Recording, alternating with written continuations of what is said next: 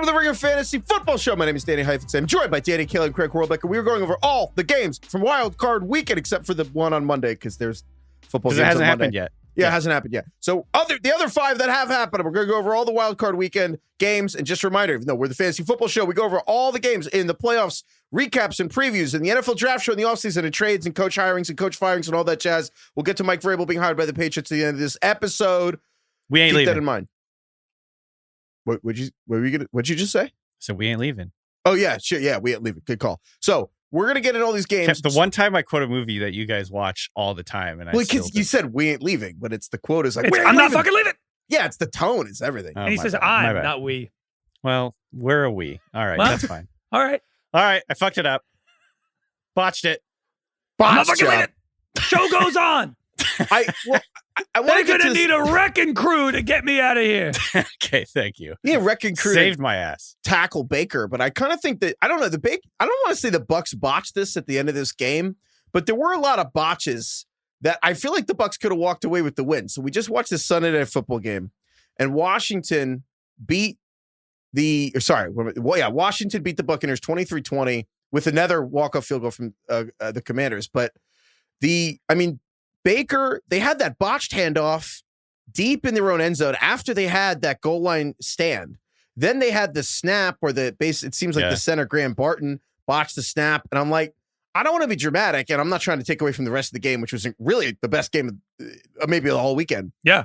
But those two plays are the ones that most stand out in my mind. I'm not saying that that's the difference, but those are the ones where if you're the Bucs, like I feel like you're going to think about those plays all off season. Dude, it's brutal. It's like, this is a great example of just like how slim the margins are in the NFL. It's like these two little things that in theory should be so easy, but even in like, what is it, week 19 technically or whatever, like things like this can still happen. The first play was Jalen McMillan was running across the formation on like a fake sweep looking thing and like ran into Baker Mayfield and he dropped the ball. Mm-hmm. It's just like the timing was slightly off by like, and that might have been the center too, because Collinsworth was on that real quick, that it might have not even been Baker's fault, that it might have been like the snap was just late. And so the timing with Baker and the fake was late. It's another just a good example of how hard this shit is. It's so hard to just execute it at an NFL level. Ultimately, I think the right team won, although I think the right team won every game this weekend. That's a great take. I think this was. I think the teams that won deserve the teams that win. scored more. Yes. But you know what I mean? Like I believe that every team that won was the best team. You don't always feel that way. I thought this game tonight, Bucs Commanders, is the one game where I'm like, I think these teams are actually quite even. Like watching the game, it ended up being so close. But I was going either way on which team I thought deserved to go on. But ultimately, it's way more fun to have Jaden Daniels in the next round. Yeah, I was really, I felt really fucking stupid for switching my pick in the middle of the show when I live in Washington, D.C. And I'm like, this Washington team is so much more fun. I don't know why it was literally just you two picked Washington. And I think I just didn't want to be on the side with you two.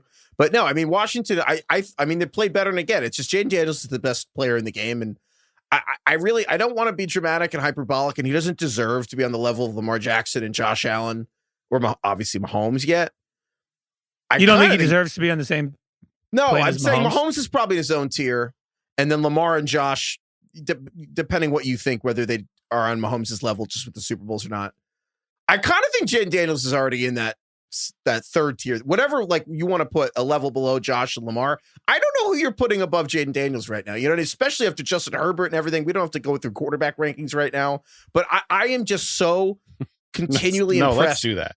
Should we? Yeah, just go. Let's through just 1 rank to 32. quarterbacks. Yeah. But how many quarterbacks do you want over Jaden Daniels? Like watching this game, I'm like, how many would you really pick to win a game, even in the playoffs, over Jaden Daniels? I feel like it's like 6 max. To be honest, I agree. The stuff with his legs tonight, he was good with his legs, but I thought it was the stuff he did on like 3rd and longs, just stick it in the pocket and like hitting McLaurin over the middle, and it was right on the money. I was actually much more impressed with his poise as a thrower tonight than he was. He's always good as a runner, and I actually thought they bottled him up nicely in a lot of ways, and they were beating the shit out of him, especially early on. He had that one run out of bounds where he got like suplexed out of bounds. And he's bleeding, and Collinsworth is like, they're only fixing the blood because he's a quarterback. He's bleeding. He looks real skinny out there. There was that one play where the guy went into his knee and they called the flag, and that looked bad. Like something bad could have happened, but he was fine.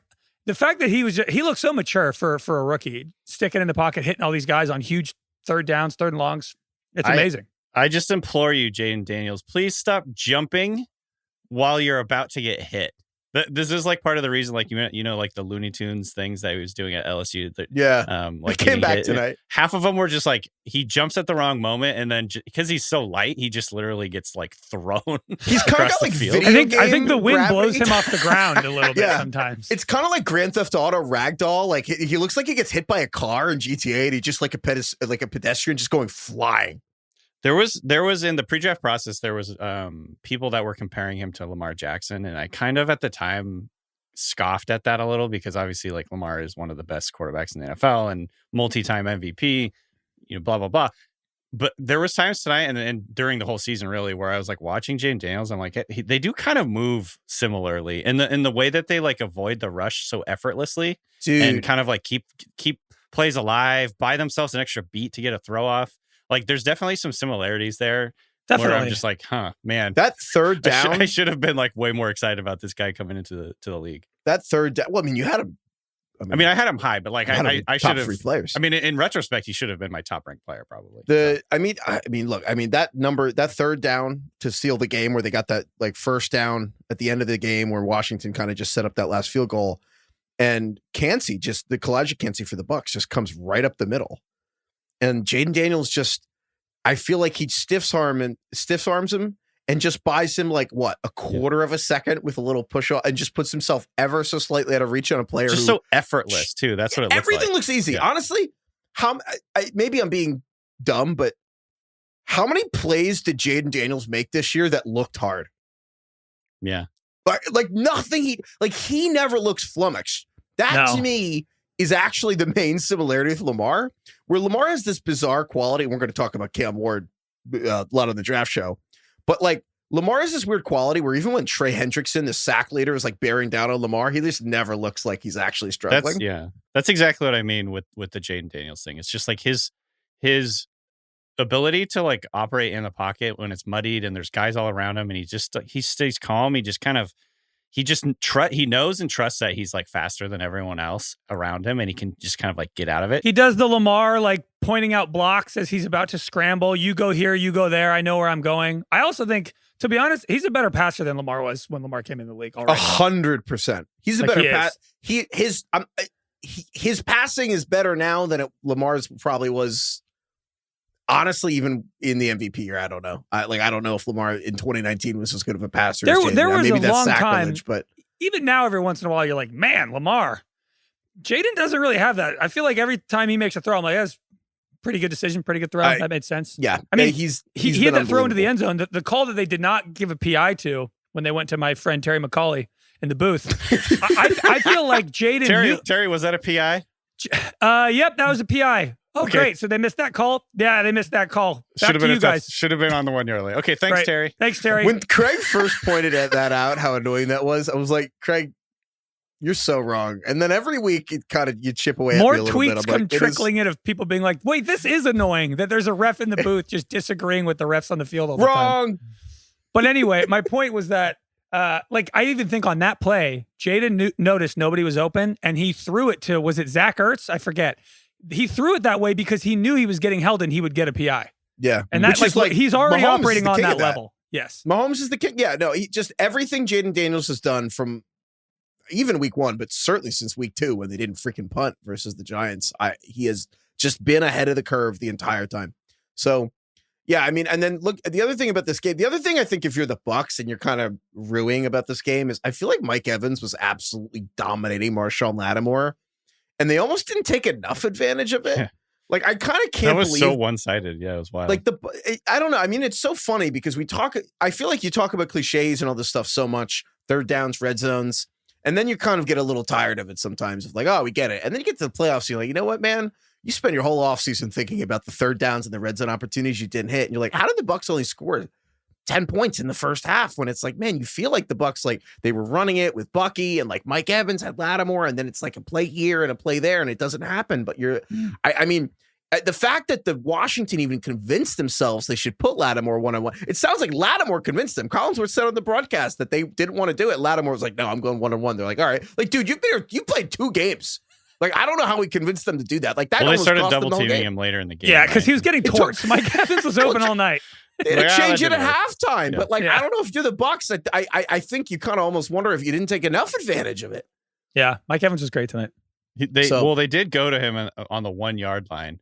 I think it was a first down when they threw the touchdown to him. Like they could have easily just ran that in, but I think there was like an element of like, fuck, this is guy, a little bit personal. Well, and then also he had that. This isn't like some all-time Super Bowl play, but there is kind of like how there's a bunch of performances or amazing plays that got erased because they lost the game. Like, you know, the Julio Jones catch in the Super Bowl that the Falcons lost, or the Marcus Page UNC shot that got erased by UConn. Mike Evans's catch falling backward extension for the first down.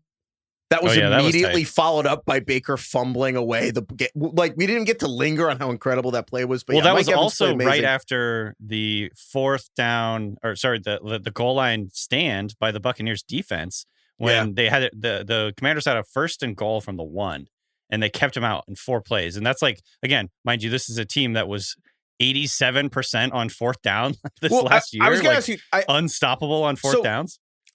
Craig, I want to call you out for being a boomer real quick. I'm gonna just read it. I'm gonna just read a text you sent. Bring it. Go ahead. I stand by it. Okay. Let me go. I'm that guy standing up in court. That meme. No, yeah, you were. Yeah. I think that's Abe Lincoln. Oh, is that Abe Lincoln? I didn't even know that. The guy standing up. Yeah, that's Abe Lincoln in the fucking meme. It? Yes. Oh. That's not Abe Lincoln, is it? Yes, it is. Oh God, is it really? Yeah. He kind of looks like guy standing up. What is this positive. meme from? That's the contemporary painter who does those crazy pictures of presidents. I thought it was like Abe Lincoln. Oh, I didn't ever. That It's never crossed my mind. It's by Norman Rockwell. Oh, if it's not Lincoln, I'm going to end this show. We're not going to. No, it depicts a scene. It depicts a scene from the 1942 Arlington town meeting in which Jim Edgerton, the lone dissenter in the town's selectmen's announced plans to build. It's some random fucking like. Anyway, Heifetz, go ahead. Call me out right now for my text. Almost certainly not Abe Lincoln. Anyway, Heifetz, go ahead. Make fun of me for what I texted you. Yeah, go ahead. This is the Ringer Fantasy Football Show. Thank you, DK. Thank you, Craig. Thank you for producing the end of the show. It's inspired by Franklin D. Roosevelt's State of the Union address. Just more L's. Pile on the L's. DK, name a band. Name a band. We got to get out of here. Fuck. I'm in too deep. All right, whatever. Craig, basically, you were like calling. I think it ever so slightly looks like Abe Lincoln. He's wearing like modern clothes. Lincoln. Yes, he's wearing like a leather jacket or something. I was like, I thought it was that weird painter who does the modern things of the presidents. Like they're all hanging out. You know that weird one where it's like all the Republican presidents hanging out. That weird painter who does all this stuff. I don't know. Whatever, man. All right. Well, I'll never recover from that. He does look like Abe Lincoln, doesn't he? Look, hey, it's over. Find a new show. All right, fine, whatever. Anyway, so the point is, I typed in weird painter. Just AI was like Vincent Van Gogh. Anyway, what were we talking about? Yeah, I don't know. So Washington, Heifetz was about to dox my take, and I was about to dox you because when Washington went for it on 4th down on the first time they did, like 10 times. You said, no, but you texted the first time. The first time you said, I don't understand why they're doing this. You're being greedy, basically, like just take the points. Yeah. And I think that this game is the perfect example of why you go for it on 4th down when you are, again, hitting 4th downs this season better than Michael Jordan hit free throws. And so we're 87%. Washington finished 3 of 5 on 4th down. And for all the 4th down conversations, I actually think the nerds and the analytic people have made a super miscalculation in how they explain this to people. The reason you do it is that 2 field goals are worth less than 1 touchdown, which never gets discussed. But that's the entire fucking more point. Than double. Yeah. It's like, so if the first, so like they went for a 4th down the first time. They didn't get it. And then they went back on the next drive. They went for a 4th down again and they got a touchdown. That's 7 points. If they took the field goal both times, that's 6 points. And so like over the course of the game, if you get the 2 touchdowns, which they did eventually get 2 touchdowns from 4th down conversions, that's 14 on the 2. If you took the field goal all 4 times, that's 12. And I know like it's more. Even if you get it half the time, 14 it's is still more than 12 points. And so this to me was a good example of why you do it, because they went 3 of 5. If they had gone, they would have had to go 1 of 5 for the math to ultimately not work out. And like, well, so I think that implies you're scoring every time you get a fourth down conversion on that. No, drive. I'm saying if you make half of them to a touchdown, Yeah. you get more points than taking the points every time. Assuming you make every field goal, hitting half the fourth downs gets more. That's what I'm trying to say. Are so you when done? You're hitting it at 87% clip. Sorry. Can I add something too before Craig? Yeah, go ahead. I'll put my mic down. The only thing I was going to say is like I'm like I am a little less. I'm more in the middle on this. I think I'm like less motivated by like Heifetz's specific example where they had 4 fourth downs. They got 2 of them. Therefore they scored more points than they would have if they would have just kicked 4 field goals. To me, it's more just like, this is what they did all year long. Why would they change now? Like, this is in their DNA. This is what they're extremely good at. This is literally the reason I picked them in this game, is because I had in my mind an image of Jane Daniels stiff-arming a guy on 3rd and short because he's a magician and he's awesome on 3rd and short and 4th and short. And just keep doing what you're doing because this is how you got here. I don't know. It's like part of their identity to do this. It's part of their personality. And so that's why I was like more in favor of them continuing to do this. I do understand Craig's point of view, though. Craig, why don't you give your point of view? Right. First of all, stand up like Abe Lincoln. Yo, this guy does look like Abe Lincoln. Is it my turn? Yeah, sorry. Okay. Do it in JFK voice. First of all, how a group text with your friends is just kind of people just like throwing things out, and it doesn't always mean that they're like fully backing it with the force of 1,000 opinions. I just kind of said that as an in-the-moment feeling, and then you two went on an analytical rant about why I'm technically wrong. So, look, that's all well and good. All I'm saying is that sometimes it's the playoffs, and the Bucs D was all over Jaden Daniels, and they were going for it on like 4th and 4s, 4th and 5s. I was like, hey, sometimes it's okay to take the points. It's a lost art in this damn game. You know what I mean? Doug Peterson ruined the NFL by going for it on 4th down too much. It's like, yeah, if it's 4th and 1 and you have Jaden Daniels and you can run a little run pass option or whatever, and like that's probably going to work. And you have Brian Robinson as you run, that's probably going to work. 4th and 1, sure. Playoffs, 4th and 4, 4th and 5. The long ones didn't convert. They didn't convert. Maybe take the points on a 4th and 4, Dan. That's all I'm saying. I think for me, viscerally, I reel and I get like it makes me uncomfortable when I hear the words "take the points" because it's so just. It's a lost art. In 5 years, we need to rebrand it. If you would have just said they should have kicked a field goal there, I'd probably been like, yeah, you're probably right. But you said take the points, and I was just like, I don't like that term. It's just like it's coded. You know what I mean? Yes. I get the analytics, but sometimes if it's 4th and 5 and you're on the 30 and it's a 47-yard field goal, you got to convert a 4th and 5. Just kick the field goal. I will say this. So, I mean, we'll get to the rest of the games in a second, but I do think Washington is actually connected to the rest of these teams in a lesser way. But so many of the teams that won this weekend and are like that we expect to win the Super Bowl, they all can run the ball, and they all have this ability that they either have a crazy rushing quarterback who can bully, honestly, and the Washington's almost like the finesse version of it. But if you look at all these teams, Washington, but like really Philadelphia, Baltimore, Buffalo, the Lions, and Kansas City, actually, not only can they pass the ball, obviously, but they all can have these like 9-minute drives where even if they had a 4th and 1, like you're not even phased. And these teams have this ability to like physically dominate in the running game to the point where you're getting crazy time of possession. I mean, I think the Ravens had the ball for 40 minutes of the 60. The Bills had the ball for 40 minutes of the 60. Like the Bills had the most rushing yards in their first 2 drives in a playoff game in 10 years. The Ravens had a 13-play drive where all 13 plays were runs. You know what I mean? Like Washington had all the 4th downs tonight, and the best 4th down team, I mean, ever, basically. Again, 87% hit rate on 4th down. The Eagles ran for 2,000 yards of Saquon. Like I don't know if we've had a playoff since we've been doing this really, where there's like 6. I'm not counting Washington as good as those teams, but Washington's like the finesse version. But we have 4 or 5 other power rushing teams this year, and it really feels like the defining aspect of like who's going to win the Super Bowl is like who can run, who can stop. But like that's the core identity of so many of these teams. It's old school, kind of like back when we used to kick field goals on 4th and 3. The points. Back when we used to take the points. Run the ball, kick field goals. That's how you win. You know what? That's how they played when Abe so Lincoln true. stood up at that town meeting. That's how they played football. I'm never going to get over the Abe Lincoln thing. Dude, look at that this sounds guy. so good. DK, did Look that not at feel this guy, incredible? though. Doesn't he look like Abe Lincoln? That was like an orgasm. Doesn't he look like Abe Lincoln though? Look at this guy. We got to put this up on Spotify. Like a little. He's a white guy. He looks a lot like Abe Lincoln. I just never considered not why really. that would be Abe Lincoln. There's a painter that I confused him with that is obsessed with putting presidents in modern It's times. like Abe Lincoln before he got elected. Didn't he have a beard? He was a man. He had a beard. Dude, yeah, thank you. No, this is before. This is like in his early presidency, He and then you looks see like you Abe see his Lincoln. like late Fuck. presidency. He's aged like 40 years because But he had you know like what's- the worst presidency of any. What's the best about President. Heifetz is even if he does look like Abe Lincoln, Heifetz did not confirm this. He did not actually know this, and yet he so furiously told us He that it was shamed Can we do a 100% Abe Spotify Lincoln. poll? Can we do a Spotify poll? Was that better or worse than the Mbop thing? As worse. It's still No, it's better. It's still It's way better. Mbop, by the way. Mbop is terrible. These pictures that Austin's sending do kind of look like this guy. He looks like Abe Lincoln. All right, whatever. All right. So the other game today, Packers, Eagles. Abe Lincoln. Dude, Packers, Eagles kind of sucked.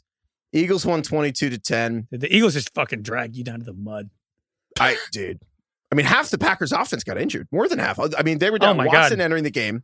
Jaden Reed got hurt at receiver. Romeo Doubs got hurt. Josh Jacobs left. The center left. Josh Myers left. The left guard got hurt. Elgton The other left guard got. Jenkins. I mean, they're down 6 players.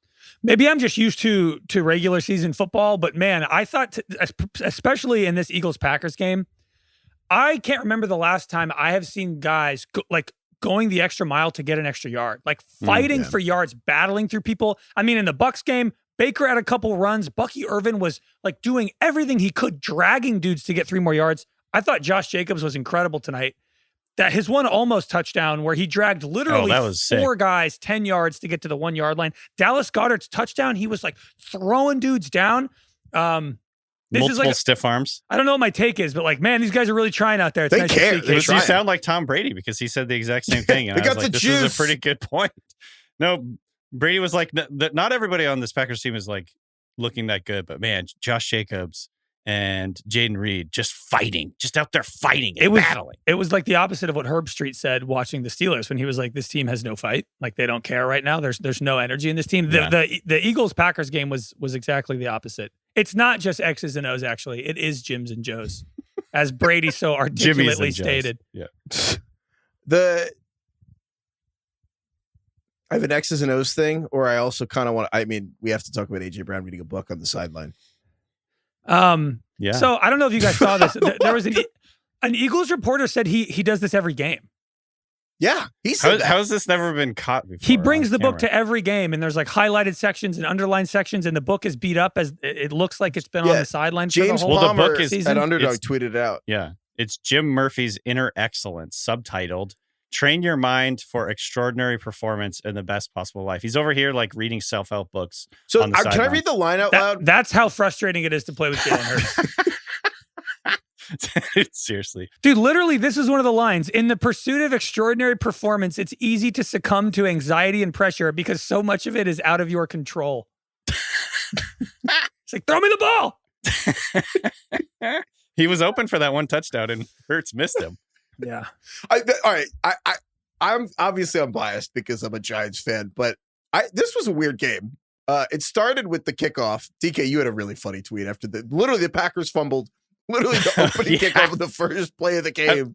I don't want to make too much of like the beginning of the game because it's a long game, but the opening like sequence of events was the Packers fumbled on the opening kickoff. The Eagles had a big Saquon run and then an easy touchdown pass.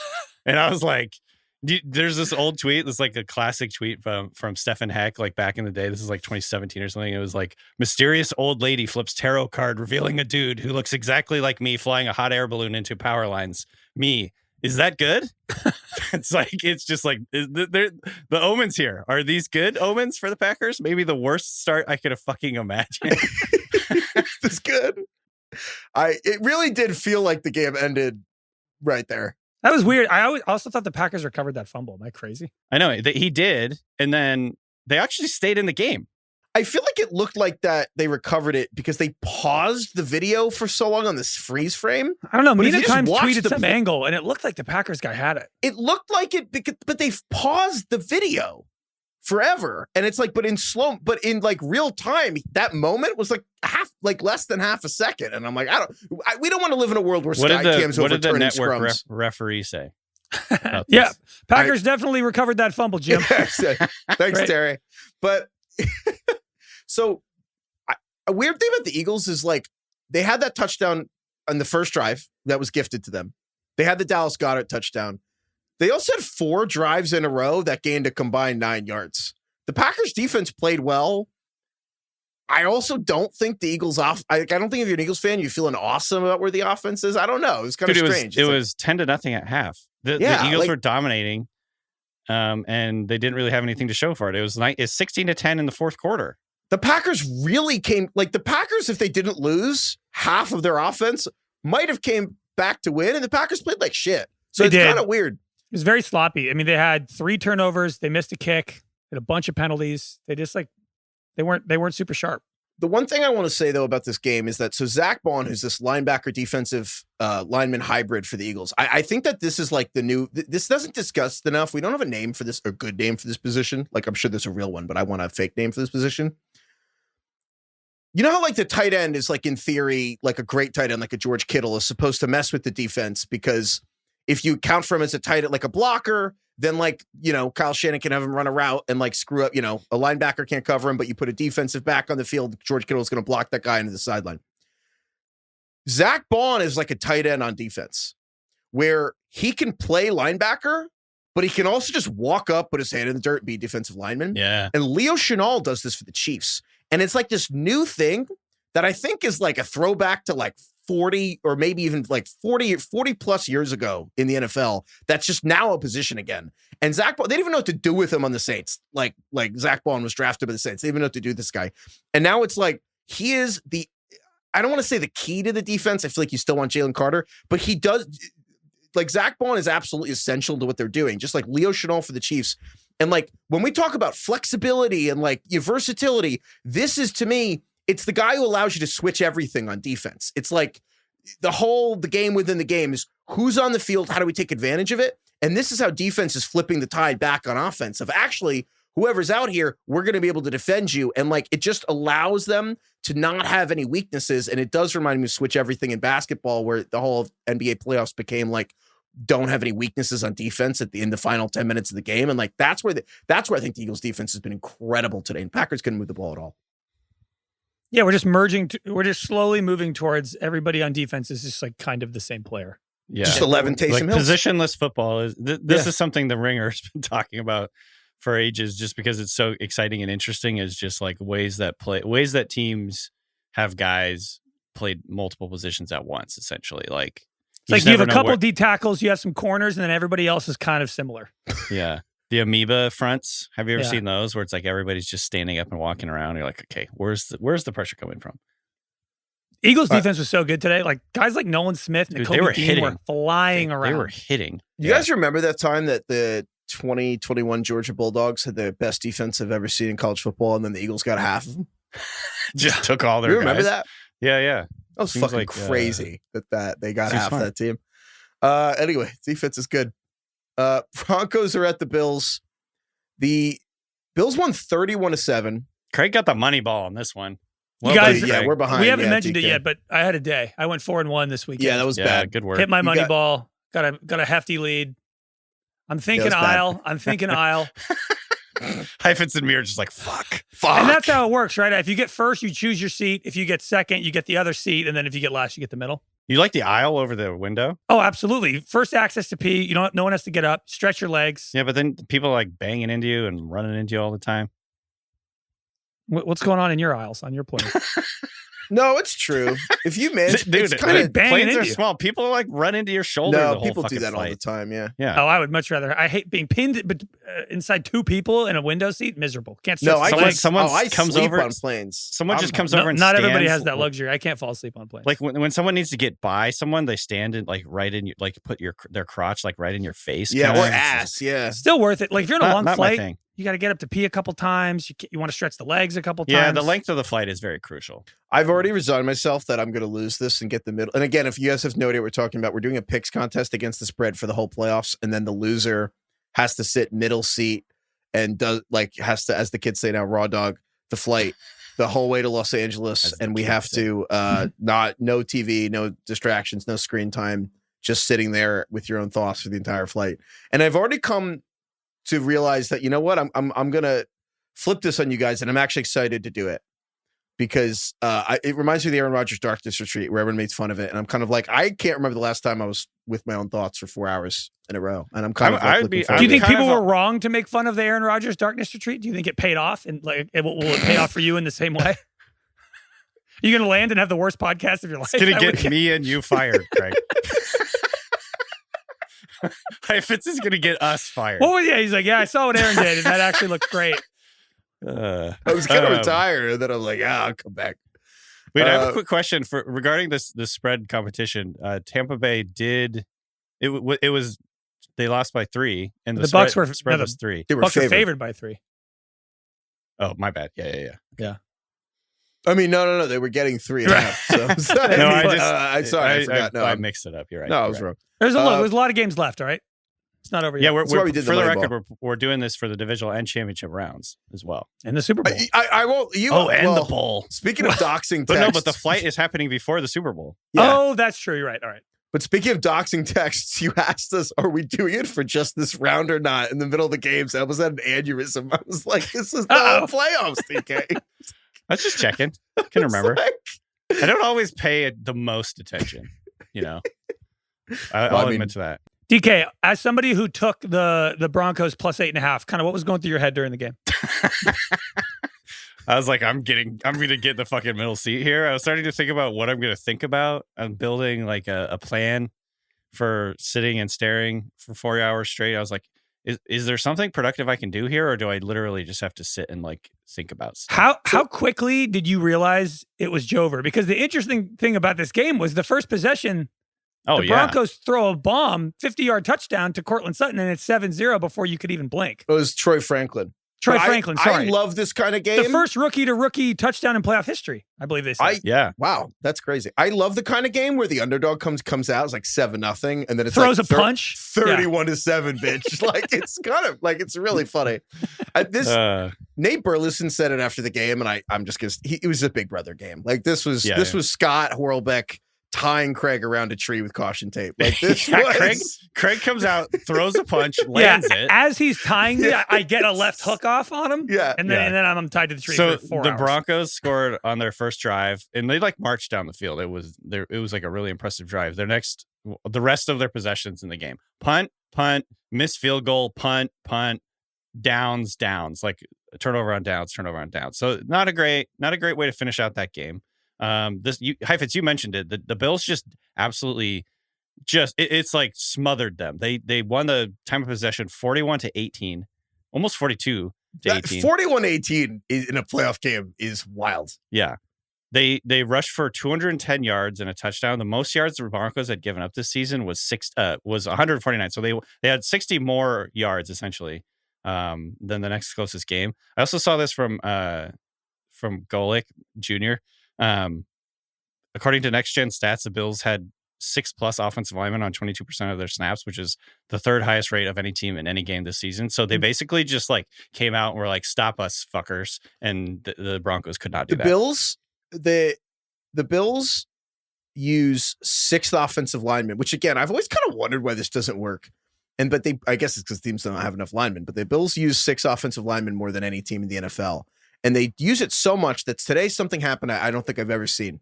You know, the whole, like, you have to come in as an eligible receipt, like the 6th lineman has to come in and declare himself to the refs and do the whole thing. And that was the Lions-Cowboys thing last year. The Bills stayed in the game. The 6th offensive lineman stayed in the game for the next play. and the refs threw a flag. And then they called. They got confused, and they picked it up, and they're like, "Wait, he stayed on the field for a second play in a row?" Yeah, usually it's like some like trick play, right? Yeah, they like couldn't believe that they got the first, and then he stayed in, and the rest were like, "Oh shit, he's still here." And I'm like, that's how often the Bills use this extra man. Is like they'll just keep him until it doesn't work anymore. But no, the Bills again. James Cook had 23 carries for 120 yards. I got to tell you, I didn't even last year. I was even this year. I was super dubious that James Cook would necessarily be like a great. In between the tackles runner. I wasn't sure about his vision. I wasn't sure if he worked. I kind of thought Ray Davis would have like a bigger role in this team this season.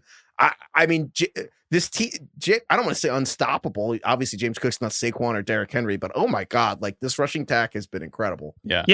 DK, you've been high on James Cook for a while, and he was awesome this whole year. I mean, he quietly had a lot of touchdowns this year, and he was awesome tonight. Also, another running back who is never mentioned in just ever really is Ty Johnson, their third down back, who was amazing today. Dude. His name is too generic. I've decided that people don't like him because he's too generic. Ty is nice though. Ty Johnson. When there's already there is a Tyler Johnson, right? The receiver. Yeah, he's on the Rams. But dude, Ty Johnson, not only, I mean, he made that incredible catch on fourth down in the end zone where he was like half his body was out of bounds, but it was levitated above the ground while his elbows were down inbounds. That was like the best catch I've seen in a month. And he made plays the whole night. Crucial third downs. I mean, like it's such an advantage when you have a guy like that who's like outrunning routes against linebackers and catching balls with his hands and going down on crucial third downs. He is like quite the utility for the Bills. I know Josh is super high on him. He calls him the best third down back in the league. Yeah. And I feel like no one's ever really put him on that level. But man, tonight, he showed me something tonight. I think he's like a great representation or sort of just like microcosm for the Bills this year in terms of offense, at least, where they just got like a bunch of guys that do their job and are like these little, not little, but like, you know, they're not like superstars. They're not even stars really. Like Khalil Shakur, I think, was the leading receiver on the team this year. And he's just like, he's good at some specific things. He's really reliable. He catches everything. He runs after the catch. I think he led the NFL in yards after the catch. And they have, you know, like guys that will do just like specific role. It's like Ocean's 11 or something. It's like each guy has a specific job and they like each do their thing on offense. And Ty Johnson, who, I don't know, like his career has been wild. He's been in the league since 2019. He was on Detroit. He was on the Jets. Mm-hmm. And now he's on Buffalo. He's been on Buffalo. He's 27 years old. You know, and I think like the most yards he's ever had is like before this year. Well, I guess he had 600 yards in 2021. But I don't know. He's just kind of like he's a jag. He's just been like, you know, the third running back on several different teams throughout his career. But he also, and then every now and then he's like this incredible receiver downfield. He's Matt Damon in Ocean's 11. You gotta be charming, but not funny. Likable, but forget you the moment you leave, leave my sight. But he's just incredible. It's like the opposite of the Chargers, who have also it's just kind of an amalgamation of guys, but they all suck. The Bills is like the good version of that, where it's like Matt Collins is actually making big catches, and Dawson Knox and Kincaid together are a pretty good tight end duo. And so Matt Collins, if I have one regret from the show this year, it was thinking the guy from that name was Abe Lincoln. But if I have another one, we didn't talk enough this season about how Matt Collins is like fucking crazy. Matt Collins doesn't eat food. He doesn't wear shoes. Doesn't wear shoes. I mean, he does on the field, but not on the field. But I think because he has everywhere to. Else. He walks into the stadium every week with his fucking bare feet. He doesn't eat with utensils. He only eats with his hands. I mean, he's old school. He doesn't use utensils. Matt Collins takes the points.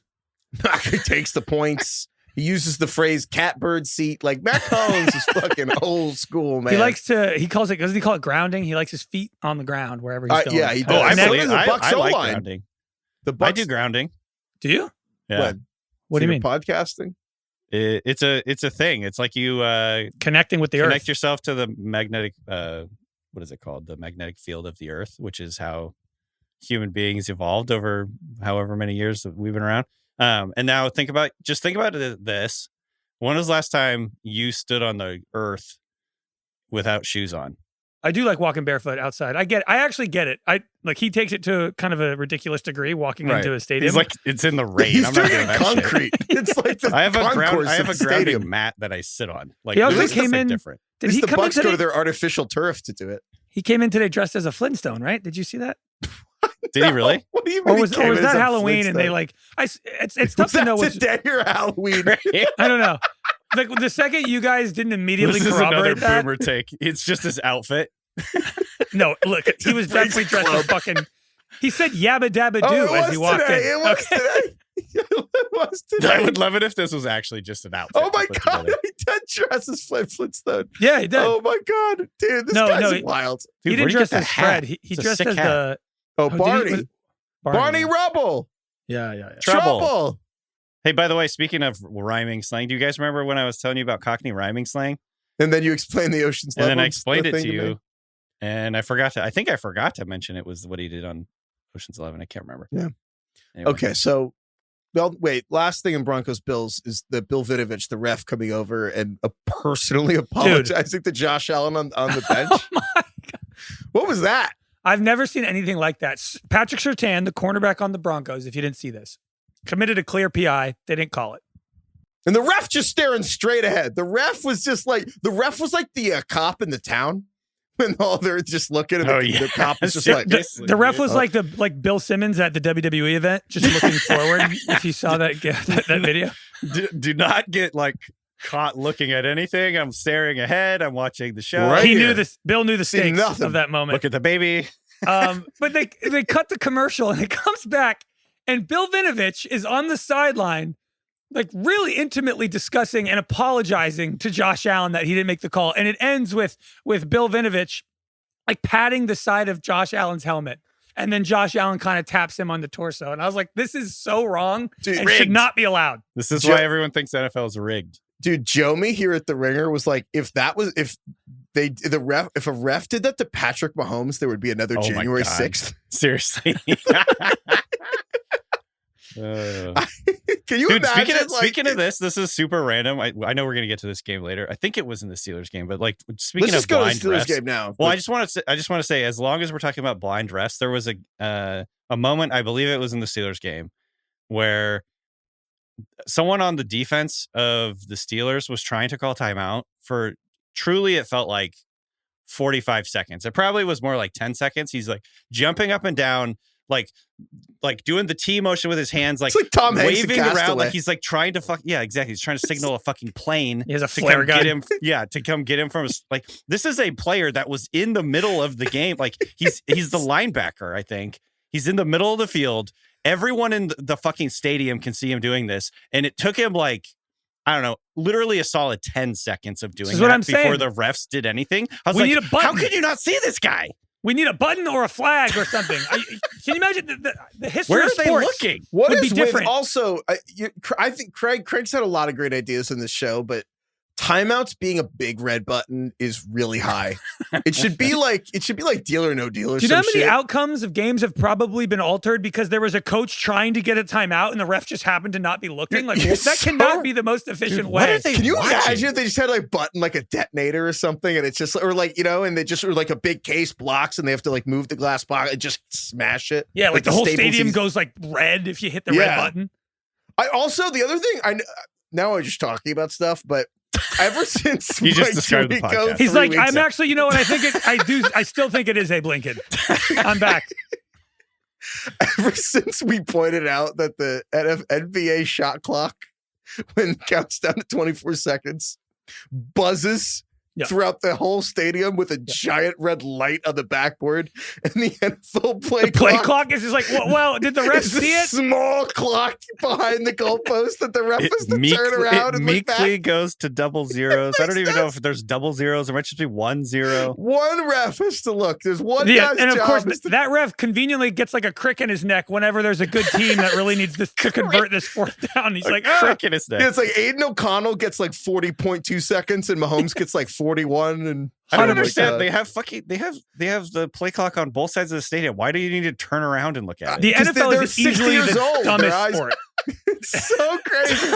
I can't unsee that now. I actually had never really thought about the fact that they could just have a fucking buzzer go off. I like it. They just don't.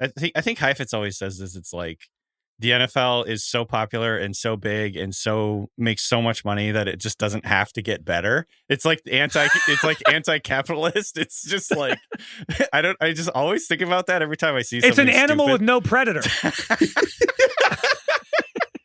It fears for nothing. God, seriously. Oh my god! Like everything the NFL does, no matter how dumb or stupid it is, like it just makes more money. It's like, oh, we have 800 rules. Oh, what happens when the play clock runs down? It's like, well, the ref just kind of has to look at the clock, and then he looks back, and then if he kind of feels like blowing the whistle, he blows the whistle. You know those squirrels that aren't afraid of you? Is that like a specific breed of squirrel, or you're saying just in general? Well, the city squirrels. Oh, just not afraid. They're of just you. not phased, dude. The New York birds are different. Dude, diff. The pigeons. A fucking pigeon in New York will walk right up to you and take your lunch. The pigeon in New York smoking a cigar and a cigarette at the same time. Wait, there's a picture of was it not Dick Buckus, Chuck Bednarik for the Eagles in the 50s smoking a cigar while ripping a cig while they won the championship. Brady was like double fisting a cigar and a cigarette. I don't know if I've ever seen that. How old was Chuck in that photo? Because he looked about 52. Probably 25. Probably 32 years old. Based on how that generation aged. Anyway, so Steelers-Ravens. So the Ravens won 20-14. It felt like it was 42-10. Like this game. So I was at this game. I was in the press box. Oh, yeah. After. How was that? How was your experience? It was, it was dominant, man. To be honest, it's hard not to get caught up in the moment. Watching the Ravens in person with Lamar and Derrick Henry, it was hard to think anyone is going to beat them. And I know that, like, you know, they have to go through the Bills and the Chiefs and I would argue the Ravens might have and the Bills probably have the hardest path to make the Super Bowl. Watching this game, it was hard to think anyone's going to beat the Ravens in that stadium. I know they have to go to Buffalo now, so we'll see. But the Derrick Henry, Lamar Jackson thing, if they go far enough, I think will actually be iconic. Mm-hmm. I mean, again, that drive where they had 13 plays and 13 runs, Lamar on the first drive, he had like 5 straight runs, basically to open the game. Lamar opened it, Derrick Henry closed it. I could talk about this game forever. We could talk about the Ravens. I have a lot of thoughts on the Steelers, but overall, I really do think we're in a golden era of quarterbacks, and I really do think that the comp is that Mahomes is like Federer and he won these titles first. But I think Lamar and Josh Allen are really like Nadal and Djokovic, and I don't know who's who, but the point is that 3 of the best 6 quarterbacks ever, or 3 of the best 7, however you count, are just all playing right now, and we're like witnessing it, and it's absolutely insane. I think, and like you mentioned it earlier in the show, it's just like the way that so many of these teams are just running the football and dominating on the ground and dominating time of possession.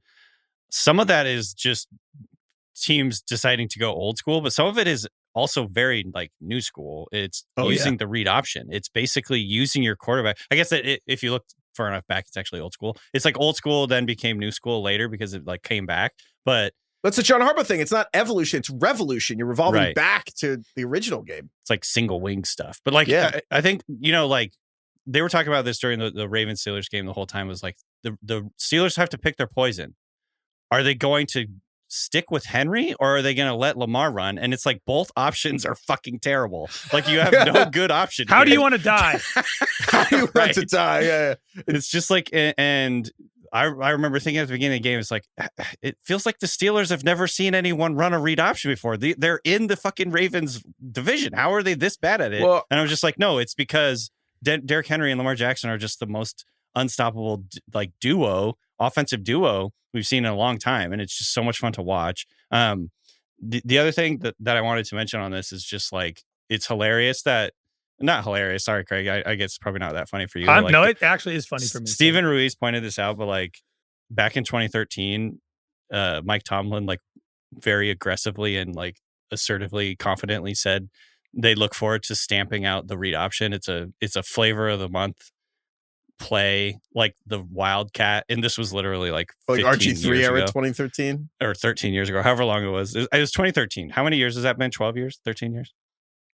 But that's like RG3 Cam Newton. Yeah, it was I remember actually during the very first part of this game, I was like, was this going to be one of those Colin Kaepernick games? Remember Colin Kaepernick when he played the Packers in the playoffs, the most rushing and yards ran for like 200 yards or whatever it was? Yeah, I was just like, this is what this is going to be. Game. That Tomlin quote is funny because it's basically the entire Steelers have aged like that quote has, and their entire scheme, offensively and defensively, is just in 2012 still. Yeah.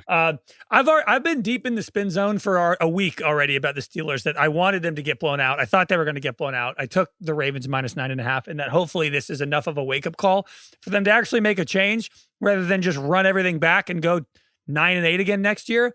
I don't think they should get rid of Mike Tomlin, because I ultimately think that if you have a coach that is a leader and that players feel motivated by, Tomlin's that guy. If Tomlin got fired, 25 teams, everybody's saying this, but like, I agree. If Tomlin got fired, so many teams would want to hire him immediately. And I think if you can have a guy that players trust and feel motivated by and want to get up every day for, you got to keep that guy. It's everything else that needs to change. Like, don't let him hire the coordinators.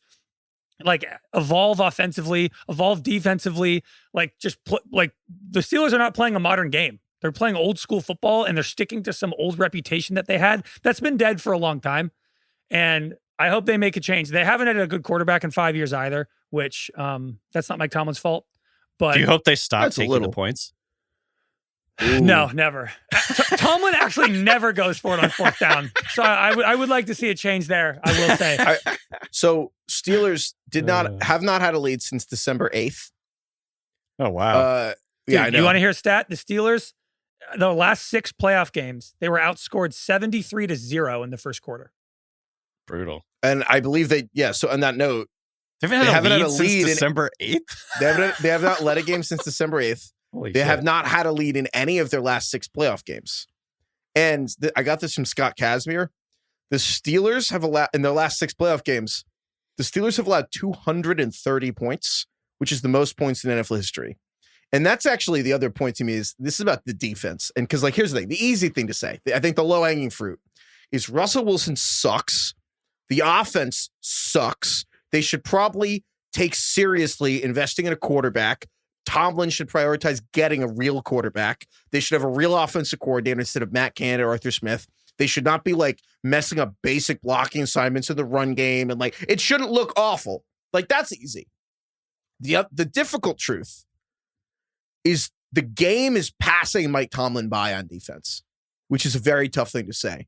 But I think after this game, it is absolutely true, because what Tomlin still is a 10 out of 10 coach on what Craig said, motivation, getting players to buy in to what he's teaching. What he's teaching has never seemed older and more out of touch. And this is, I'm sorry to interrupt you. This is like exactly what Seahawks fans said about Pete Carroll. It is exactly like Pete Carroll. It's like you could just replace the names. He's a great leadership, leader, culture, the program. The game is just passed him by. So his defense is not good anymore. And here, this is exactly what we were saying. I feel very strongly about this, and I can tell you, I was in the Ravens locker room, and I will say, I heard multiple members of the Ravens offense talking about how they thought what the Steelers did on defense was very thinly disguised, and they kind of laughed about the ways that the Steelers were trying to quote unquote disguise. They were not fooled whatsoever. And basically, Mike Tomlin, it's like Pete Carroll's the nice way to say it. Someone very smart to me posited. The other way to say is it's kind of like Gus Bradley, where you're like, you're going to line up, you're going to play cover 3. And the philosophy of like Gus Bradley or Pete Carroll's, we're going to just beat you. We're going to be more disciplined. Beat you. Yeah, we'll be more disciplined. We'll execute. That's not how defense works right now. Like, offense pulled away from defense like the last 5 years. Defense caught up by being complex, the illusion of complexity, where it's like, oh, it's not enough to just line up.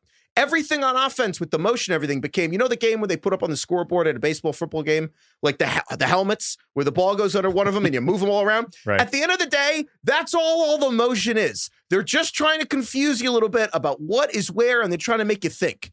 And then defense was like, fuck it, we'll do that too. So Craig, do you remember that play in this game where I think it was the late third quarter, Russell Wilson, it was like second down, and Kyle Hamilton, like right late in the play clock, Kyle Hamilton like runs right up over the center, like he's going to blitz. Russell Wilson backs out and like changes the whole play and snaps it.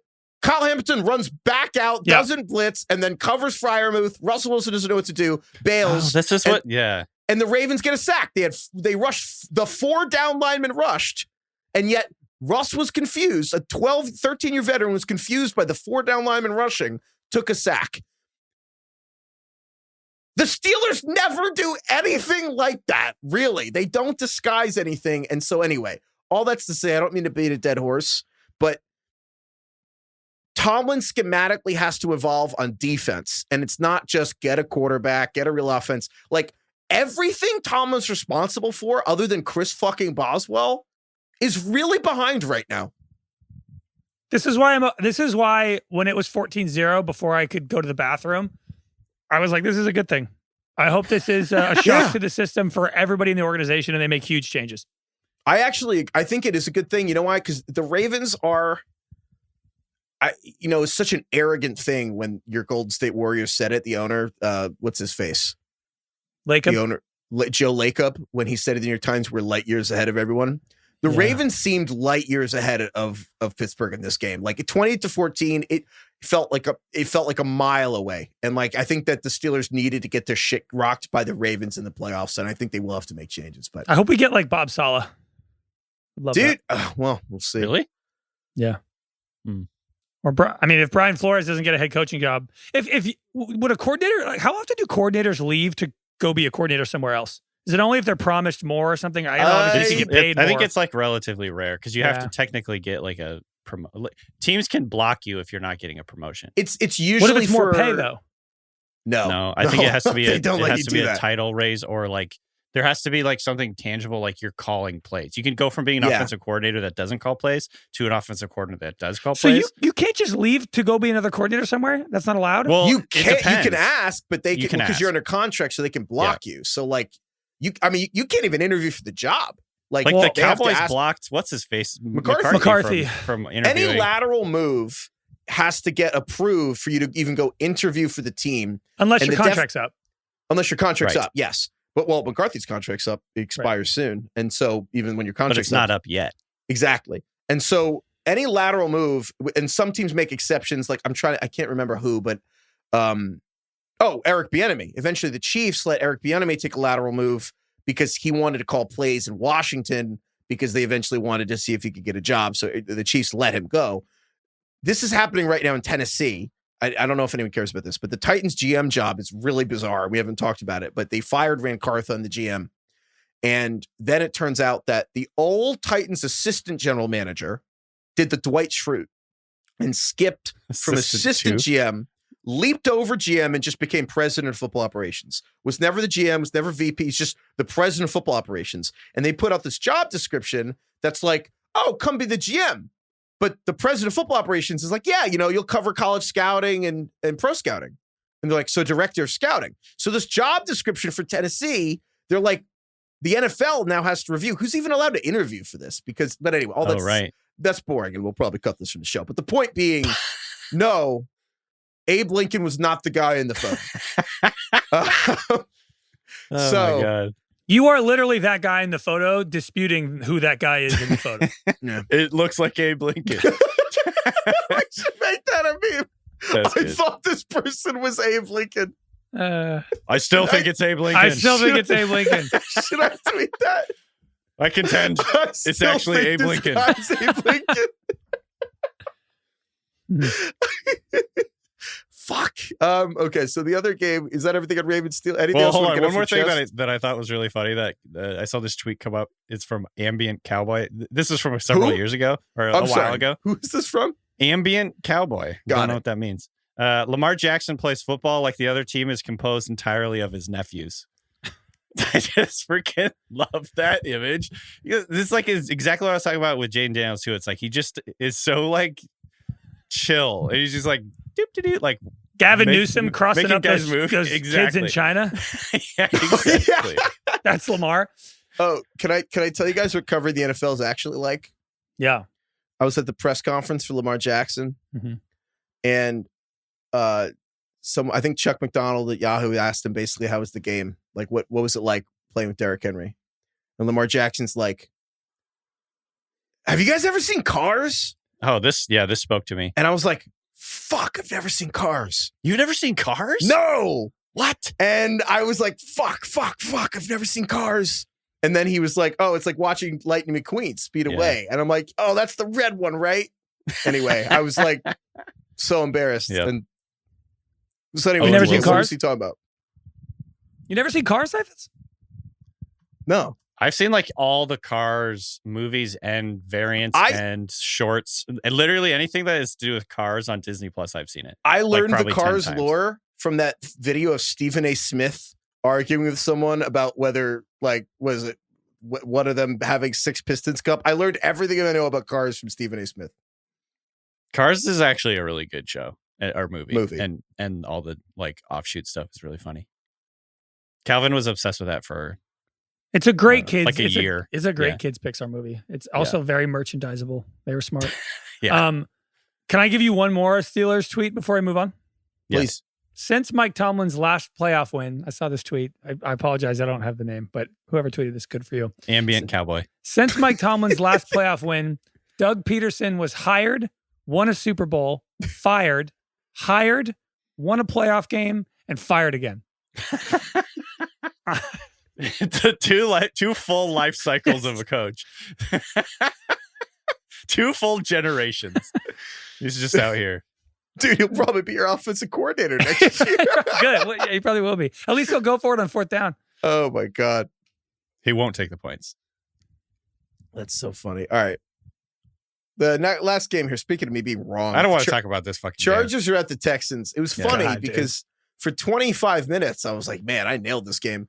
So, I mean, this game, it was a blowout score, but I don't know if this, I don't know what the hell happened here. But so the Texans won 32-12. They won by 20.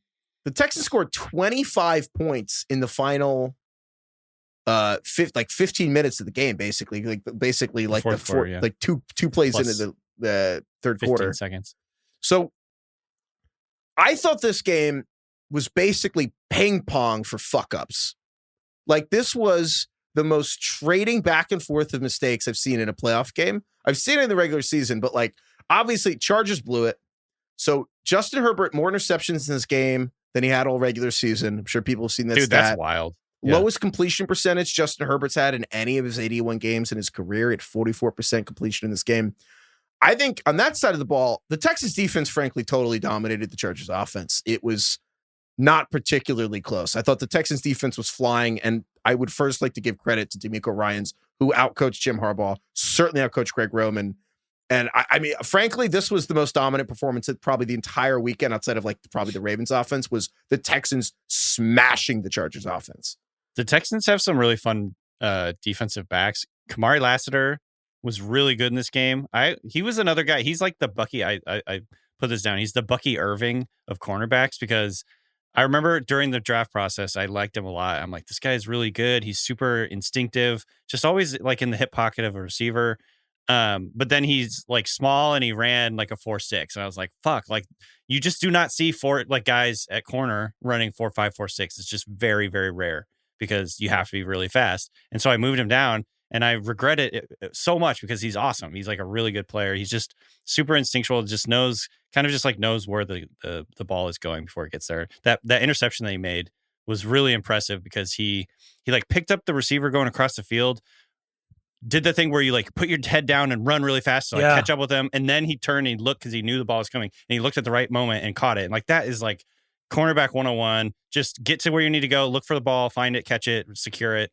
And Derek Stingley on the other side is awesome. So they have a really cool corner just duo. And obviously those guys came up huge in this game. I'm noticing that a lot more, DK. I don't know why, but those plays where a linebacker or a corner sees they're getting beat, find their angle, put their head down, and sprint to get there. Yeah. It is cool to watch. I agree. The Texans defense is awesome. They've been really good all year. I feel like they've been getting better as the season's gone on too. They pressured the hell out of Herbert. It was like 50% of his snaps. He was under pressure. Stroud played well. In the first half, I was like, both these teams suck and don't deserve to be in the playoffs. Like, these are just two bad teams. Stroud played better. He made some good throws. I don't think he was like amazing, but I thought he made good throws. Mm-hmm. It's going to be hard for the Herbert truthers out there like myself. It's going to be a long off season. We're going to have to really like batten down the hatches, hunker down for winter, kind of get ready for battle because I'm not selling a single share. Well, and I'm willing to defend him in any way possible. No, you should buy the dip. 100%. I will defend him in any way possible. The guy has no receivers. This is buying Bitcoin after FTX collapsed. Yeah, exactly. Okay. Lad McConkey, his second round rookie wide receiver, had 200 yards, and the next guy on the team had 16. Will Dissly couldn't catch the ball. Quinn Johnson is generally, I'm sorry, Kai, legitimately one of the worst wide receivers in the league and cannot catch the football. It's a problem. You're not any good at DJ Chark it. is terrible. They don't have anybody. And if you notice, Josh Palmer didn't play in this game. Maybe things would have been different. I actually, Coincidence? yeah, there you go. I don't even think it's the receiver. I mean, I think it's I think the receivers are terrible. I think ironically, They also couldn't run. No, they could not. The other part is the running backs aren't that good either. And the offensive line is also not getting a ton of push. So when you have the Chargers being held to a Jim Harbaugh team being held to 50 rushing yards and then 44% completion, it's about as bad as it gets. I would say that the irony is Justin Herbert now has the same problem Lamar Jackson had when he couldn't win the playoffs, which is a Harbaugh brother who believes too much in Greg Roman as a modern offensive coordinator. Can Lamar win in the playoffs yet? Are we like he beat the Steelers? Yes, I'm saying, of course he can. I'm saying the problem was not really Lamar. The problem was Greg Roman, the offensive coordinator, does not design modern passing concepts. Like, it's not a thing. Like, he still wants to play. He's like Fred Flintstone. He's like Mac Hollins walking to the goddamn stadium. Like, this is not a modern passing game. Like, the Ravens with Greg Roman, they couldn't even sign free agents. That's why they had to draft Marquise Brown and Rashad Bateman. Like, they could not sign free agents. Like, one of the reasons the Ravens wanted to bring Odell in and they paid him the money was because they had to signal to other receivers that, like, we're not the fucking caveman era anymore for wide receivers. Like, there was a belief among receivers you could never get 1,000 yards and, like, your career would be financially hit if you went to Baltimore. Like, that was a belief. It's just kept having to draft guys in the first round. Yes. Yeah. And so Greg Roman, like this, they just don't do normal shit. Like 3 weeks ago, the Chargers, I forget what week it was. I'm sorry. It was December. The Chargers had a concept. They had Herbert throwing, 8 guys blocking, 2 routes. That's old school. What the fuck is that? Why are you right? They're they're like one of like 2 or 3 teams that has like a 280-pound fullback. Yeah. Or like 300-pound fullback. And so anyway, so the Chargers, like, I really do think Greg Roman's the problem there, and I would feel less weird. And again, Herbert didn't play well. I do think Herbert has his issues. We were confident in this team coming into the game, to be clear. Yeah, but anyway. There should be a little bit of a mea culpa here. We fucked up. They sucked. My mistake was believing in a Greg Roman offense being in the playoffs. I don't think we were wrong about the Texans offense. Like, I will not back down that. Like, I still think if they lose next week, I still think Bobby Sloak should be fired for the Texans. And here's why. I will not capitulate on the Texans offense. They had more turnovers in offense than touchdowns. Like, the Texans offense did not play well. Like, if you go through, the Texans offense fumbled on their first fucking play of the game. And then the Texans defense, the defense won. They fumbled the first play, and then the defense held the Chargers to a field goal. And then the Texans offense fumbled again on the first drive of the second half, and the Texans defense got a 4th down stop. And then CJ Stroud would throw a pick, and then Justin Herbert threw a pick on the next play. And then the Texans offense goes 3 and out, and then the Texans defense gets a pick 6. It's like the Texans defense scored 10 points in like 150 seconds. They even got a PAT conversion block. Yeah. The Texans defense. It was a... Yeah, they were going for the PAT. The ball got knocked up into the air, and their kicker, Cameron Dicker, tried to bat the ball down. Oh my god! He literally didn't know the rules. I think he thought. I actually get that in the moment when the ball's in the air. But like, come on, man, you're the that kicker. was a rare moment. I know, but like, how often does that happen? Like, I actually understand. He tried to do like the quarterback thing and just like bat it down. How often does that happen? I don't want to give him any credit for not knowing the rules. It's a stupid play, but like that's a real deer in the headlights moment. All right, I understand. You know what? Look, you could kick for 20 minutes at the beginning of practice. Spend the rest of the 2 or 3 hours of practice studying the playbook, studying the rule book. Heifetz is already getting too passionate about this. I don't care. No, this is the same kicker. They were so proud to like gloat about their preparedness for the fair catch kick that has not happened since the 70s. And I do not want to hear from them that they don't know what to do when an extra point is blocked. He only does 3 fucking things: kickoffs, field goals, and extra points. Like, 2 of those can be blocked. Like, I don't know. It's not, I don't know. Right. It kind of undoes the fair catch. At the same time, though, I didn't know the rule. I don't know. So I think that's like the most niche thing that could have happened. And also, maybe he did. But know he's it. the kicker. He should know this shit. Why would what is the batting it down. That's only quarterbacks batting down to pass. What is that other instinct? This is like not field? knowing where to speak into a microphone as a podcaster. Right. Who would do that? Also, I mean, isn't that a special teams coach problem? Maybe it's not Dicker's fault. He's a rookie. Maybe somebody didn't fucking tell him. Was he second year? No, maybe nobody told him. Oh yeah, well yeah. Of course, I'm not saying it's necessarily his fault. Craig, that's a great excuse. Nobody told me. Heifetz always makes me defend no one something. Told me. Heifetz always makes me defend something more passionately than I want to or even care to do. But now I'm like defending Cameron Dicker, like.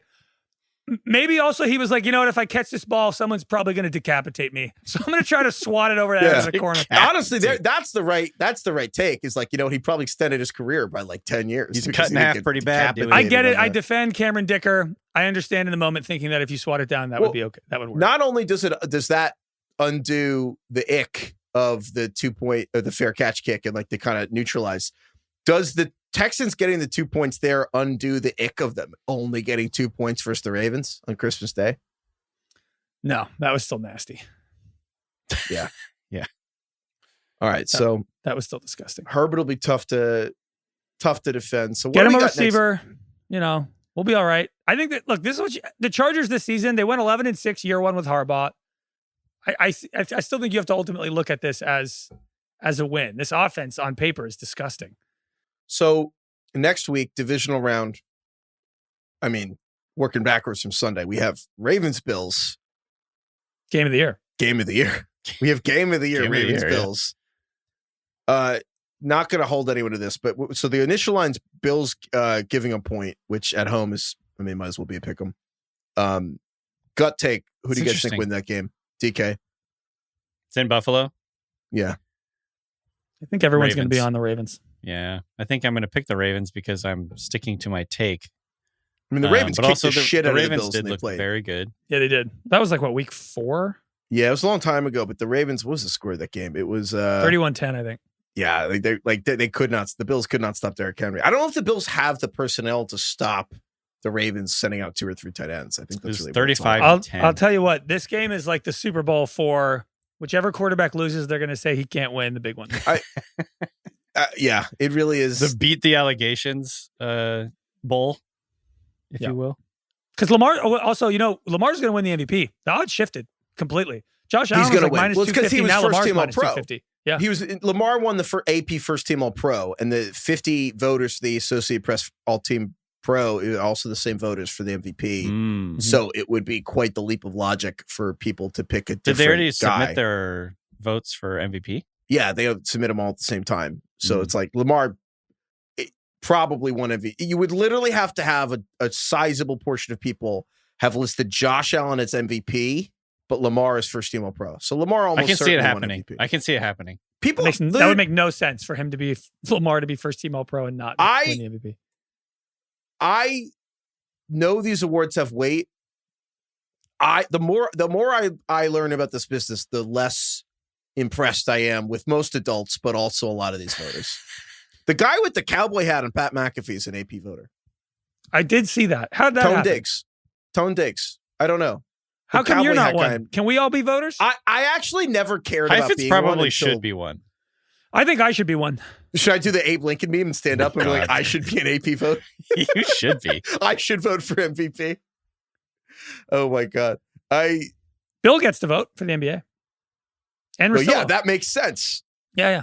Imagine if that makes sense. He's been covering basketball so fucking Craig, who career. would you vote for MVP if you were the AP voter? Josh Allen. Okay. Fair enough. I think everyone's going to be on Baltimore, but I'm probably going to take Buffalo. That's probably a good take. Craig is just... This is just you. So you. The other ones 4-1 today, baby. I know, and you're good at it. That's what makes me mad. We also have the Vibes Bowl next week on Saturday. Commanders Lions, the two wonderful resurgence stories between these downtrodden franchises. That's really fun. Yeah. It's also a good way for Jid Daniels to go out because either he's like a legend who kills the lion, or like that's a pretty sick way for that season to end. It's like, all right, yeah, you guys can lose to Detroit in Detroit. Totally. That's fine. Yeah. Texans Chiefs, which I feel like I've seen a lot, and that'll be like a ritualistic. That game, I'm going to tell you guys, that game's going to be boring. If the Texans beat the Chiefs, I'm not going to do the pod. I don't want anything to do with The it. irony of Craig usually like zigging when everyone else is zagging is that the Texans are going, like Stroud is going to like go to the fucking Super Bowl. I can't deal with that. I would love to go back in time and just tell us in August that CJ Stroud, if he beats Mahomes in the Super Bowl, everyone's going to be pissed. Like, you know, we're all going to be like so mad if CJ Stroud goes to the Super Bowl. Oh my God. You know what the best thing ever would be? Would be if the Texans beat the Chiefs and then Stroud at midfield, like, daps up Mahomes his and hand, is like, puts his listen, arm dude, around him. like, just stick with it, man. Like, I know you may think your time is up and it's kind of my turn, but keep your head up. Keep your head up. Oh my God. And then, yeah, we'll see if the Eagles play the Rams or Vikings. We'll talk about that game later this week. So, and just a reminder that when the season ends, we'll be going full-time Ringer NFL Draft Show, just covering the whole NFL offseason and everything. I do want to talk. So the Patriots hired Mike Vrabel today. I have a lot of thoughts on this. I think multiple things can be true at once. Basically, I think this is a really good hire for New England, and it's the right hire, and it's the one they should have made last year. And I also think the Patriots really made a total sham of the Rooney Rule. It was like one of the more blatant ones that's happened in recent years. Probably, I mean, the Raiders John Gruden thing was like, that shit was so done so early. I mean, the Patriots went and hired, so you have to hire you have to interview 2 black candidates now to try to get diversity in the coaching ranks. Did you see that they tweeted that they had interviewed these 2 guys? Yeah, it was bad. It was bad. They tweeted like they put a photo of them together. Yeah, it was tough. They didn't even give them the individual we did tweets. it. We satisfied the Rooney Rule. We did it. And it's like mission accomplished. This could be its own podcast episode, like just right. The Rooney Rule and diversity in the NFL writ large. But it is tough that the people, they didn't even pretend. Like, they interviewed basically anyone that could get in the door. Pep Hamilton, who's not, and Byron Leftwich, neither of which have coached in the last 2 seasons. Like, these guys both haven't coached since the 2022 season. They just took the first 2 people they could get to come in the door and like just check the box. And it's like, they didn't even pretend. So, I mean, I think that's going to be very controversial. But the flip side of it is, well, Mike Vrabel was the best coach and they got him, and he's a fucking Patriots legend. And like, yeah, he's the spiritual successor to Bill Belichick. Teddy Bruschi on ESPN today put it really, who was pissed about how the Gerard Mayo was treated. And that I think also reflects in the New England thing. It's like they fired Gerard Mayo, who was the same pick guy, and he was a black head coach. Teddy Bruschi was pissed about the Gerard Mayo firing, and it's awkward for him because he played with Mike Vrabel. But Teddy Bruschi put it best. Mike Vrabel's actually halfway between Bill Belichick and Bill Parcells, because Vrabel has the ability to talk with players directly in a way that Belichick kind of like doesn't. Mm-hmm. Parcells had like the confrontation that Vrabel has. I kind of think Vrabel, Craig, I'm curious what you think. I think Mike Vrabel working with Drake Maye reminds me a lot of Mike Tomlin being hired in 2007 to work with Ben Roethlisberger. I think it's a great call. They already have 2 of the 3 pieces you need, right? They have the quarterback, they have the coach, and then now they have a top 5 pick in the draft. You get your tackle, and you're off and running. You know, we thought Vrabel was probably one of the best candidates. It came down to like him and Ben Johnson, possibly, in terms of like who are the most exciting 2 candidates right now in this process. It's probably those 2 guys. It made obvious sense because of the history that he has with the organization, the command he respects, I think, from like both the media and the fan base and ownership. It just, I think that all fits together really well. I don't know how he is with like quarterbacks. I think that is the one thing that we'll have to see. I think, you know, he, in his history, Vrabel's been really good regardless of whether they've had a good quarterback or not. Like, I saw this stat out there. It was when he had Ryan Tannehill starting. By the way, Ryan Tannehill was like a throwaway. Remember, he was on the Dolphins. And 4th round pick in his trade. And they went 39. The Titans went 39-24 when they had Ryan Tannehill. Weren't they the 1 seed one year? Yeah. And that's like, I think they went 14-2. Yeah, like a huge testament to the coaching and being like doing a lot with not as much as most other teams.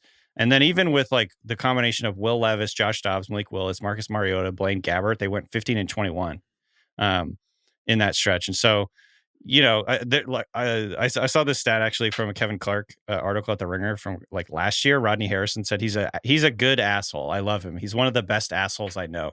And I'm like, I think he'll be good. I imagine he'll be good, but he also, I think, is one of those coaches that'll be like pretty direct and like Heifetz said, like confrontational with players too. And so It depends on how Drake Maye takes that. I think he'll be good. I think Drake Maye will take coaching, but I don't know for sure, I guess. That's my only concern is like, can he take hard coaching? And is that the type of coaching that Vrabel is going to give? I assume so. But we also have to figure out like who their OC is going to be and all that. Yeah, I mean, I think the part of the Tannehill thing is the offensive coordinators Vrabel had was what? Matt LaFleur, who did pretty good. Yeah. And then Arthur Turns Smith. out to be like one of the best head coaches in the NFL. Yeah. Mike, if you want Arthur Smith, he's available. Honestly? Is he going to get fired? Or is he under contract? I can't. I mean, can you imagine they brought him back? You have to fire him. Dude, if you really the go Steelers into don't this, fire people. Well, they don't need have to start fired firing coaches. If you They go start into taking this the points. game, I know. if you rewatch this game, there were the Steelers-Ravens game. It's not just all the things that are obvious. Like, there's a lot of just basic plays where people just don't know who they block. Like, Darnell Washington's just going the wrong way. Like there's just a lot. Like, They just also didn't have very much talent on their offense, which, yeah. But talent, but a lack of talent does not excuse people not knowing blocking assignments in the playoffs. Like, it's week 19 and they don't know. Like that, like even high schoolers should know what their fucking job is in week 19 of an NFL season. It doesn't matter. Also, the Titans were a 1 seed, but they were not 14-2. You know what I was thinking of? I was thinking of that Kerry Collins season on the Titans when they were 13-3. Remember oh my God, the Jeff Fisher year, 2008. Yeah, 13-3. Fisher, what's he doing? 2008 Jeff Fisher, 13-3. Memory hold. Keith Bullock, middle linebacker. Kerry Collins Legend. threw 12 touchdowns that season, and they were 13-3. That's a Daniel Jones-esque stat right there. Okay, so if you were with kids or listening out loud on your phone or in a general environment where there's not supposed to be cursing, there's about to be like a lot of cursing, like more than usual. Do with that what you will. Okay, back to the show. Kerry Collins is how I've ever told you guys how I learned curse words. It's from my mom watching Kerry Collins. Kerry Collins threw an interception in 2002. And my mom, I'm sorry, Mom. My mom goes, fuck, shit, piss, moosecock. What? Moosecock. That's good. In 2002, so you were 7? I'm 7. You're because Kerry Collins, I think it was against the Cardinals. So she just kind of instinctively yelled moosecock. She hated Kerry Collins. Like, cock, balls. What are the 7 swear words you can't say on television? Your mom almost said all of them. Yes, she went 4 for 7. What is it? It's the George Carlin joke. It's like fuck, shit, piss, tits, motherfucker, cock, or something. Yeah, cocksucker. Yeah. I will say this about Mike Vrabel.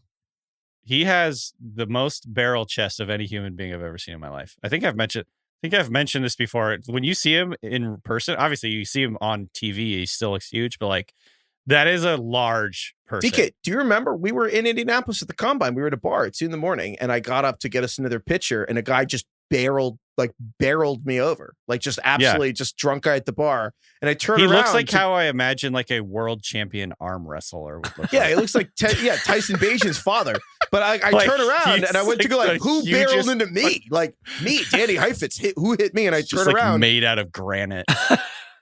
I love that he was like, what was he like a consultant for the Browns this year? Was that his official title? He was like out in practice, like fighting offensive linemen with like he could on still his own play. padless. So he could still play. He was a coach for them, but he didn't do Sunday game day stuff because everyone involved thought it would be awkward because he would definitely be a head coach next year. Right. But he worked with them during the season.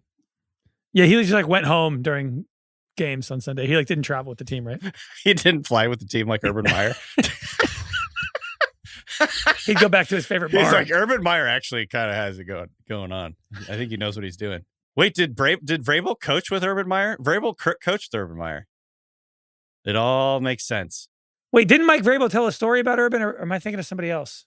No, yeah, he did. All right, did you see this? This wasn't private, right? Where Mike? I'm going to tell the story, and it was out there. It was like public. Urban didn't know his name or didn't recognize Urban didn't him? know who Mike Vrabel was. Yeah, and he was like, "I worked for you." That was on Manning Cast. Didn't he say that? Yeah. Yes, but the question together. is, I didn't watch the clip, so I don't know like the verbal cues, like if he was joking or if he was serious. So he might have been completely joking. Urban Meyer think he was joking. I don't think Urban Meyer didn't know who Aaron Donald was in the NFL. Urban Meyer I cannot get over that. Like Urban that to Meyer me was is like, like who's the biggest. Urban Meyer might be the most successful man I know for how little he actually Urban Meyer, like the how NFL, much of an idiot he is. failing up. That Urban man has sailed Meyer upward is better than anybody. the embodiment of when people say, like, as you get older, you're just kind of like, yeah, people are idiots. Urban Meyer, like, literally, can you imagine being Urban Meyer, just turning on the tape, he's like, who's this 99 in the Rams? And He like, spent 2 years as a defensive defenders line ever? coach for Urban Meyer's Ohio State team. Also, Mike Vrabel, like, won fucking 3 Super Bowls. He's a famous person. Well, it's just like if you employ I understand. He's the head coach of a division rival while Urban Meyer was in the NFL. Who worked for you. Also, like, I understand how Urban Meyer could forget a random assistant. Who the coach of a division rival is. He won 3 You hired the 3-time Super Bowl champion. Imagine if I just like didn't know who like Big Cat was. I never heard of him. That works for you. Pat McAfee, never heard of him. It's like you've never heard of Bill Simmons. You work for Bill Simmons. Who? Oh my God. All right. Should probably get out of here. All right. Thank you, DK. Thank you, Craig. Thank you everyone for listening. Thank you, Austin. Thank you, Kai. Thank you, Carlos. Thank you, everyone.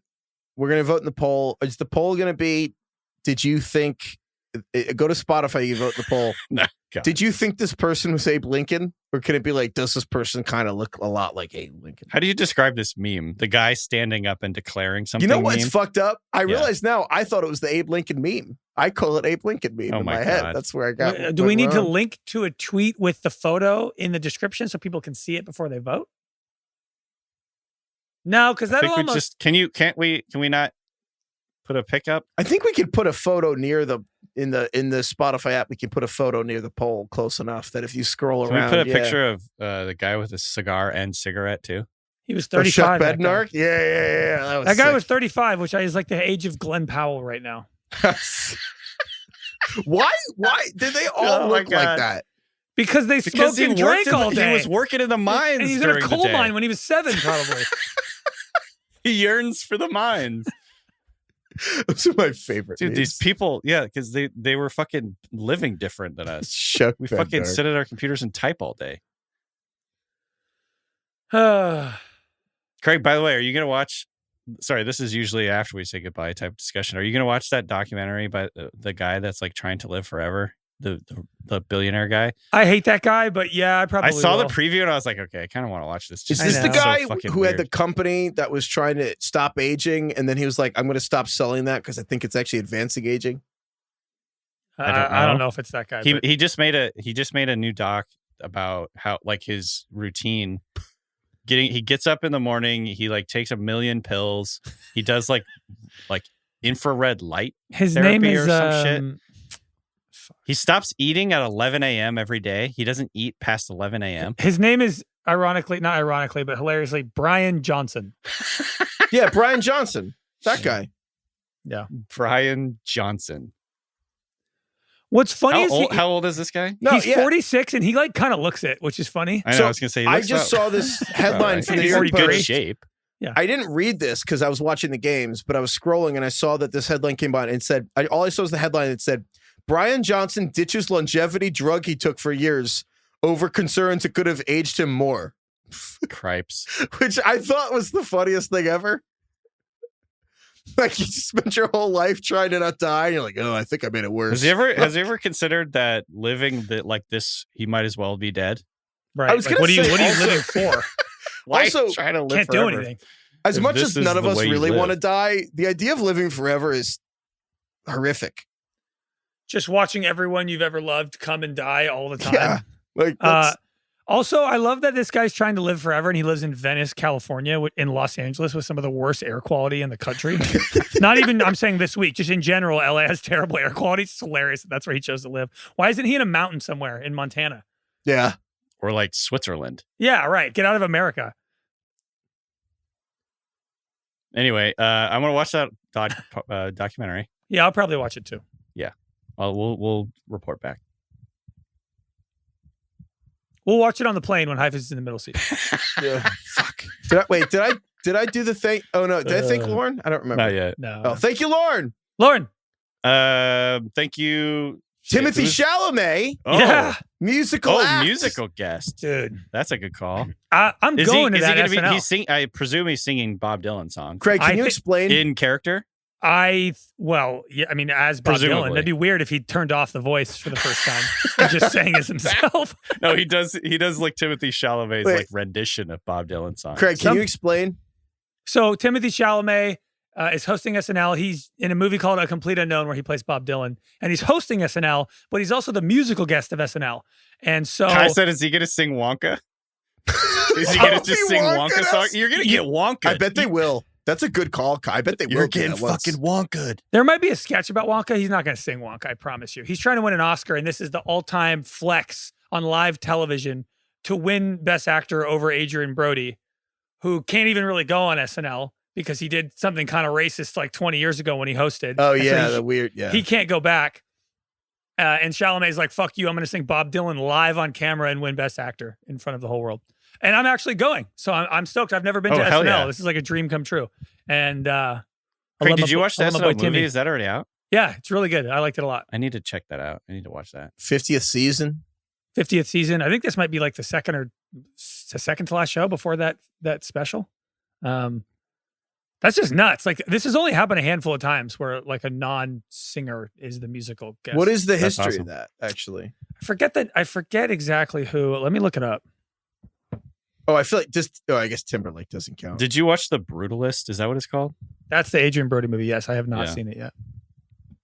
The movie looked like I read the description of that movie and it sounded like the saddest movie of all time. I won all the awards. I did the same thing, DK. I was like, oh, let me watch this. I was like, oh, this sounds awful. Like, Well, if you want sounds like to something called The feel Brutalist. absolutely terrible, watch this movie. To make the you feel any title better, it's doesn't- 3.5 hours. 3.5. Yeah, it's a tough pitch. Like, this is what Brian Johnston does every day. He watches So- The Brutalist. Uh, So I want to live forever so I can watch this movie that makes me feel terrible. there's now I only want to been just keep using the Abe Lincoln meme, but I'm tweeting Brian Johnson. I actually want to die. there's only been 4 musical guests who aren't professional singers on SNL, and so it's Chalamet now, and then it was Gary Busey. I have no memory of any of these. Gary What? Busey, No way. Gary Busey Get the sang fuck on outta here. SNL. Lily Tomlin, and Deion Sanders. Of course. Are you being serious? Yes, Deion Sanders. what did he was sing? the act. I don't know. He was the musical act. I don't know about that. I did not know that. Was that like a bit because he was playing baseball in the World Probably. Series and playing in the NFL at the same time? That's like a bit. Yeah, maybe. That would be Dude, the all-time. Gary Busey's Kelsey can try to 80. do that. Gary Busey looks better for 80 than Brian Johnson does. Hold up. Which of those is more? Actually, I don't think that's true because I think current images of Gary Busey are probably pretty scary. That's the meanest thing you could say about somebody. Well, Gary I like Busey just looks- Google image searched him, and I'm like, some of these pictures are probably 10 years old. He looks pretty rough now, actually. Gary Busey. Why have you Googled Gary Busey as the third picture? Thing of him screaming. It says buttered sausage. Oh, that's his own Instagram. It's not even photoshopped. Oh my god. I love the Gary Busey scene from Entourage so much. Like, Gary Busey, I used to represent you. He's like, you're a gut maggot with no guts. Is that when are they on the beach? They're on the beach. He's like, you're gonna spin off this planet. I love it. Keep at it. I think about that. That's like my Roman Empire. I think about that scene probably once a day. You're gonna spin You're off gonna this spin planet. off of this planet. I love it. Keep at it. Gary Busey's a great villain in Lethal Weapon. Is that Which one? He was in a lot. He was in Second one or Point the Break. fourth? The He was in a first lot of one, really the good end movies. of the The first Lethal first? Weapon features Mel Gibson and Gary Busey having a fist fight. That's the final scene of the movie, and it's awesome. I think I forgot that he was in the first one. Yeah. But yeah, I guess he's not the South African guy in the second one. No. And then Mel Gibson looks him in the eyes and goes, all the cops surround them, but nobody does anything, despite the fact that Gary Busey's murdered like 30 people in the last 24 hours. And they're on the lawn, and the cops let Mel Gibson fight Gary Busey. And Mel Gibson looks him in the eyes and he goes, what do you say, Jack? You want a shot at the title? It's the fucking best. I say that all the time. What do you say, Jack? You want a shot at the title? Good time. You like Mel Gibson's pod this week? His pod? Oh yeah, with Rogan, they cured cancer with ivermectin. You didn't see this? Oh, I did see a couple clips of Mel. Yeah, I'll have to check that out. You know what I love about the theory that ivermectin cures cancer is that the people at ivermectin who make ivermectin, like they're trying to keep that a secret. Right. Like the idea that some company has the rights to like the cure I don't think for there's cancer, much money in curing cancer. Yeah, they're just like the people, like as if the same people are like making money from this somehow. I don't know. It's like it's just the most loosely thought through idea I've ever heard. Anyway, now we could definitely go. Or we can talk this out. I don't know. You want to keep going? Should we take some? Some ivermectin? Yeah. Like when people called it during the pandemic, they called it horse paste. Horse paste. It fucking is horse paste. It's just like such a funny way to put it. Dude, horse paste. there are a lot of memes, but I like that people were like, there were like parents doing ivermectin because it's a horse dewormer, and then the kids are all doing ketamine, which is like a horse fucking tranquilizer, and it's like everyone's on horse drugs now. Horse paste. Horse paste for the parents. All right. Goodbye, everyone.